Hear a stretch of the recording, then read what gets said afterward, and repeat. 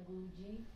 आज हम पढ़ेंगे शिव महापुराण का आगे का पाठ। हे ऋषियों, इतना कहकर नारद जी भगवान विष्णु से विदा लेकर चल दिए। उस समय भगवान सदाशिव ने अपने हृदय में यह इच्छा की कि मुझे नारद का अहंकार दूर कर देना चाहिए। अस्तु उनकी इच्छा से जिस मार्ग से नारद जी चले जा रहे थे, उस मार्ग में स्वर्ग के समान सुंदर एक श्रेष्ठ नगर शीघ्र ही बस गया। उस नगर में शील निधि नामक राजा राज्य करता था। जिस समय नारद जी उस नगर से होकर जा रहे थे, उस समय उस राजा की कन्या के स्वयंवर का आयोजन हो रहा था। उस राजकन्या की सुंदरता पर संपूर्ण संसार मुग्ध था। नगर निवासियों द्वारा जब नारद जी को यह वृतांत ज्ञात हुआ, तो वे भी उस स्वयंवर सभा में जा पहुंचे।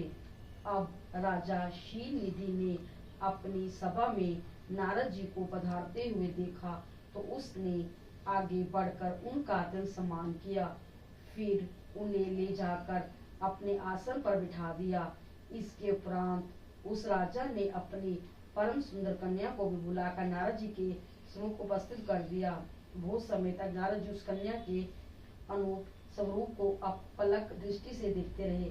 तदुपरांत जब उन्होंने उस कन्या के लक्षणों पर विचार किया, तो यह पाया कि जो भी मनुष्य इस कन्या का पति होगा, वह संसार में अमर होकर अक्षय कीर्ति को प्राप्त करेगा और युद्ध में कभी किसी से भी परास्त नहीं हो सकेगा। कन्या के इन लक्षणों को विचार कर नारद जी वहां से उठकर अपने मार्ग पर फिर चल दिए। परंतु इस समय उनका मन काम के वशीभूत होकर उस कन्या को स्वयं प्राप्त करने का लालित हो रहा था। इस प्रकार वे अपनी बुद्धि के विपरीत कामदेव के जाल में फंस गए। उन्होंने यह भी विचार किया कि जब तक मैं सुंदर नहीं हूँ, तब तक मुझे उस कन्या का मिलना असंभव है, क्योंकि स्त्रियां सुंदरता को ही अधिक प्यार करती हैं। अस्तु मुझे यह उचित है कि मैं भगवान विष्णु से उनकी सुंदरता मांग लूं और राजकुमारी को मोहित कर अपने साथ विवाह करने के लिए तैयार कर लूं। जय गुरु जी। शुक्राना गुरु जी। आगे का पाठ कल करेंगे।